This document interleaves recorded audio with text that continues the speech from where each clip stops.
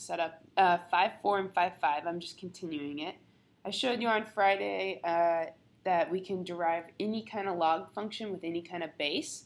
We added this to our master list of memorized derivatives. When you have log with base a, the derivative is this thing. 1 divided by natural log of a times u times du dx. And we did a few examples. I'm going to do one more example and then show you something new with this stuff.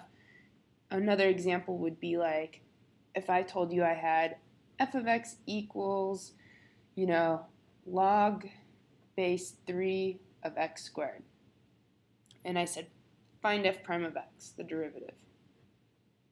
Well, if you look at our formula, the base a is equal to 3 in this problem. That's our base. And the u, in this case, is x squared. And then the only other thing we need is a du dx, the derivative of u with respect to x, which x squared derives to 2x with the power rule. So these are the 3 things that you need. They go into this formula up here. So you're going to take all 3 things and kind of plug it in. You're going to have 1 divided by the natural log of a, so 1 divided by the natural log of 3, times u, so times x squared, and then times du dx, which is 2x. And then you pretty much have an answer. These can simplify, like the x's, maybe we'll simplify them down. So f prime of x equals 2, 1 times 2 is 2, divided by the natural log of 3 times x. And I'm going to leave that as my answer for my derivative. So again, with log functions, it's just another formula to remember. So we got to hang on to some formulas. Before I show you the next type of derivative we're going to do today, I want to go through some log properties to kind of refresh some memories here. So there's all these different properties you learned about log functions. So log properties. And you spend a lot of time, I think, in pre-calculus kind of working on these. Well, they're going to kind of come back again. So there's a few that you want to make sure you know. And we're going to make a little bit of a list here. So I'm going to say first property, I'll call it A. Log property A is if you have a log with any base, so I'll say base A, so any number, but it's log of 1, then the answer is always 0. So that's one kind of important property. So our example that's going to go with this is if I told you I had log base 7 of 1, and I asked you what's it equal, you know right away it's 0. Pretty straightforward. The next property, we'll call it B, is if you have a log with a base A and you're multiplying things like x times y. Remember, you can split up a multiplication problem into an addition problem. You can make it log base A of x plus log base A of y, which can be helpful when you're deriving to be able to split something up. So just a kind of a clue there. And then the next property, you'll call it C, is kind of the opposite. If you have a log with a base A and it's x divided by y, you can split up a division problem and turn it into subtraction. So log base A of x minus log base A of y. Oops. Those are really bad A's, but these are supposed to be A's. They're not very nice A's. And then the next property, D, down here, is more to do with powers. And so what if you have a log base A and it's for x to the nth power? Well, remember how you can pull the power in front? Technically, this is the same as n times log base A just of x. So you're definitely allowed to do that. And all of these properties should kind of look familiar because we saw them with natural log earlier. It's kind of the same thing with the power being pulled in front, or division splits into subtraction, multiplication splits into addition.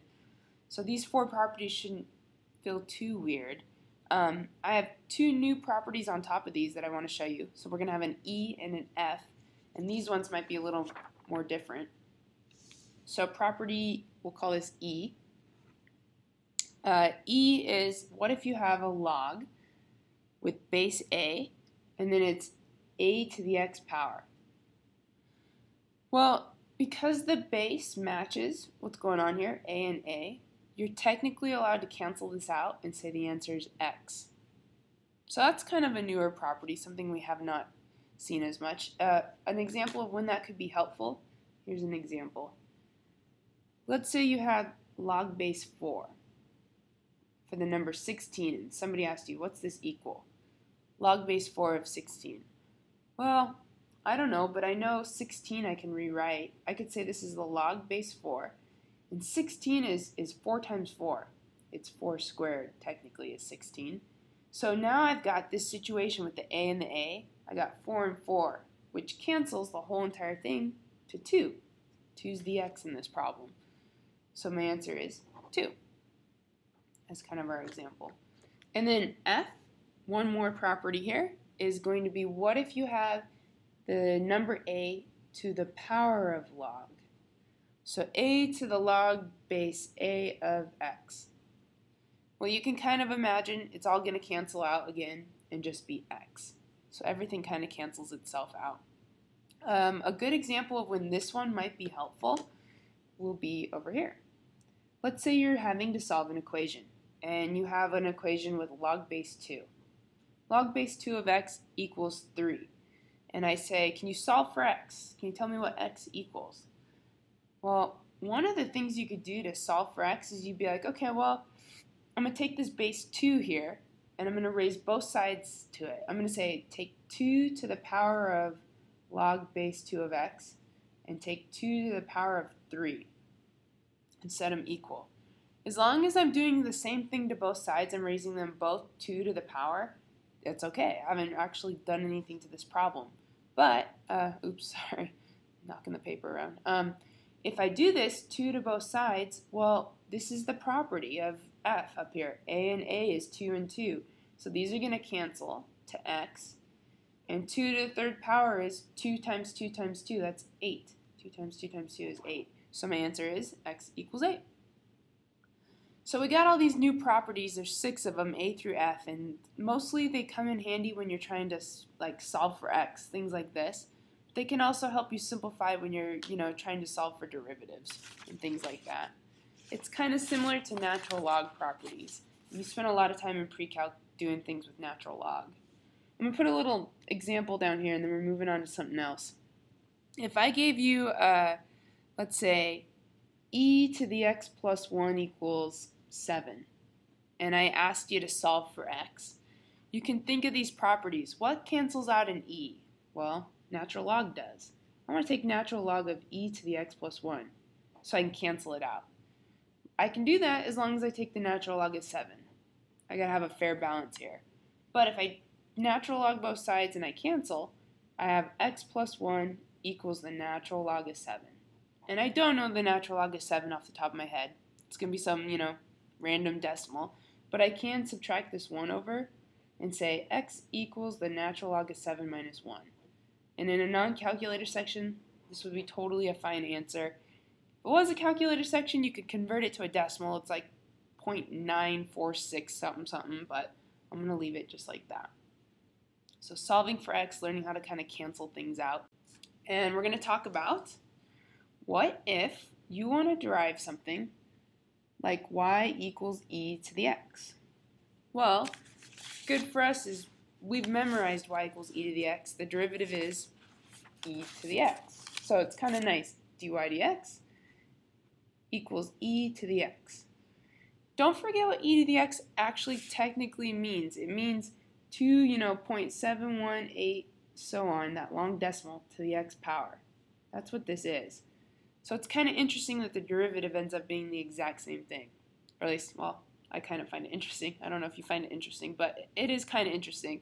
But what if I had given you something else? What if I had given you y equals, 4 to the x power instead of the 2.718? Or 5 to the x power, y equals 5 to the x power. Or 12 to the x power, or any other number other than e. Well, the derivative isn't as simple as e to the x, unfortunately. We need a new formula. So if you have some number to the x power, what do you think most people are probably going to want to try and do? They're going to try and want to use the power rule. I've seen a lot of people say, okay, multiply the x down, x times 5 to the x minus 1, and you just can't do this. The power rule I'm going to write no power rule allowed. It looks like a power rule problem, but power rule only works when the power is a number, not a variable. So you got to avoid power rule if x is up there. It's just not going to work. So instead you need some other typical like formula that we could do a long proof for, but I'm going to give it to you today. It's y equals a to the u power, where a is any number, and u could be x or x squared, or u could be any equation that we come up with. So a equals any number, and u equals any equation. Typically it'll be, something with x's or something. And if you want to derive this, you want to find y prime. The formula is you take the natural log of a, you times it by itself, a to the u, and then you times it by the chain rule, du dx. And that will give you the derivative for any of these type of things. 4 to the x power, 5 to the x power, it'll work. So that's kind of our new one. I'll put a box around it. And of course we're going to commit this thing to memory here. So let's look at some examples, see what it looks like. Let's take that y equals 4 to the x problem that we had earlier. Y equals 4 to the x. And in this case, here's our facts. A from the formula is 4. And u from the formula is the power. In this case, u is x. And du dx, the derivative of x is 1. So it is these three pieces of information. It's kind of just like the log problems, but these three pieces of information go into that formula. So y prime equals natural log of a, so natural log of 4, times a to the u, so 4 to the x, times du dx, so times 1. Which I guess I don't really need the times 1, so why don't we just say y prime equals natural log of 4 times 4 to the x. And that'll be our answer. So again, a new formula here. It works with any a, so it could have been 5 to the x, 6 to the x, 7 to the x. It technically can be e to the x as well. Imagine this. You have y equals e to the x. And I ask you to find y prime. Well, everybody was pretty happy with just memorizing it's e to the x. So we know the answer. But if I went through the process of the last formula, in this case, a equals e. This is the a, it's e, the 2.718 number. U equals x. That's the power. Du dx, the derivative of x, equals 1. So it's these three things that go into that formula. So you know how it's natural log of a? It's going to be natural log of e times a to the u is e to the x times the derivative, 1. Well, think about all this stuff. What is natural log of e? 1. What's 1 times e times 1? Well, all of this is going to be just e to the x, the answer that we've memorized. So the formula even works on this guy. What if you had y equals, we'll do something different here, y equals 3 to the x squared power, and I said find y prime, derive it. Well, in this case, a equals 3, u equals the power, x squared, and du dx, the derivative, is the power rule of x squared. It's 2x. So I'm going to take all three things and plug it into my formula. Natural log of a is the natural log of 3. A to the u is 3 to the x squared. And then du dx is 2x. And that's my answer. And you can leave it like this. That's fine. Or y prime equals, I kind of like the 2x being in front. Just looks a little bit better mathematically. I guess that's not super important. It's the same thing. But I'm going to move it to the front. 2x natural log of 3 times 3 to the x squared.